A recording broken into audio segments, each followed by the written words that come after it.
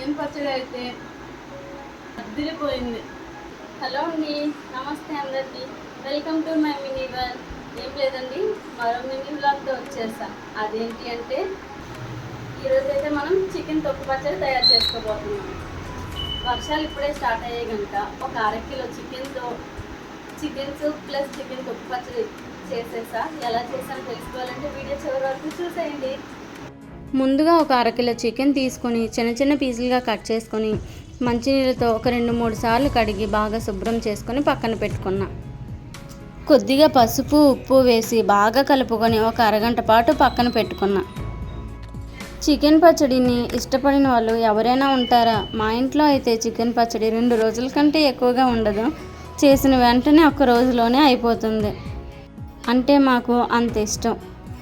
ఇప్పుడు stove on చేసుకొని ఒక కడాయి పెట్టుకొని కడాయి కొద్దిగా వేడెక్కిన తర్వాత మనం మ్యారినేట్ చేసుకున్న పక్కన పెట్టుకున్న చికెన్ అయితే వేసుకొని మీడియం టు సిమ్లో ఫ్లేమ్ అడ్జస్ట్ చేసుకొని ఉడకనివ్వాలి.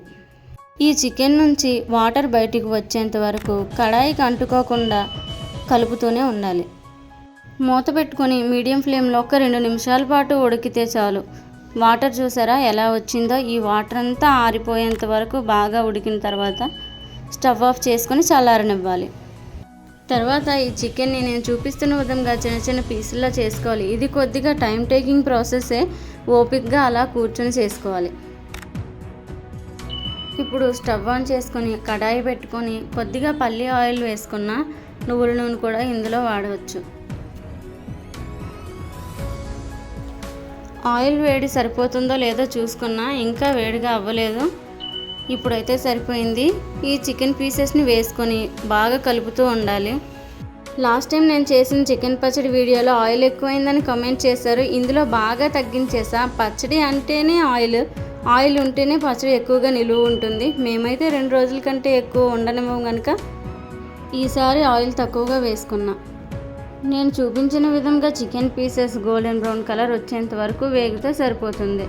తర్వాత గ్రైండ్ చేసి పక్కన పెట్టుకున్న అల్లం వెల్లుల్లి పేస్ట్ అందులోనే వేసి బాగా కలుపుతూ ఉండాలి అడుగంటకుండా. పచ్చడిలో నేను వాడేది పల్లి ఆయిల్ కనుక బాగా నొరగగా వస్తుంది. ఊరికే కలుపుకుంటూ ఉండాలి.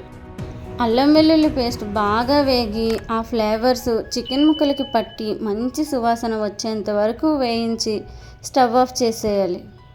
ఇప్పుడు అదే వేడి మీద హోల్ గరం మసాలా, కారం, ఆల్రెడీ చికెన్ మ్యారినేట్ చేసుకున్నప్పుడు మనం సాల్ట్ అయితే వేసుకున్నాము. కొద్దిగా రుచికి సరిపడేంత సాల్ట్ వేసుకొని బాగా కలిపి బాగా చల్లారేంత వరకు పక్కన పెట్టుకొని ఒక పెద్ద సైజు నిమ్మకాయ నుంచి రసాన్ని తీసుకొని పచ్చడిలో వేసుకొని బాగా కలుపుకొని ఓ గంట తర్వాత తింటే అంతే, మన చికెన్ తొక్కు పచ్చడి రెడీ. టేస్ట్ చేసి ఎలా ఉందో చెప్పేస్తా, మీరు కూడా చూసేయండి.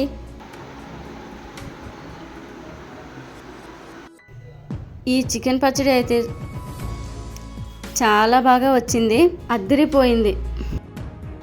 కుదిరితే మీరు కూడా ట్రై చేయండి. ఎలా వచ్చిందో కామెంట్ చేయండి.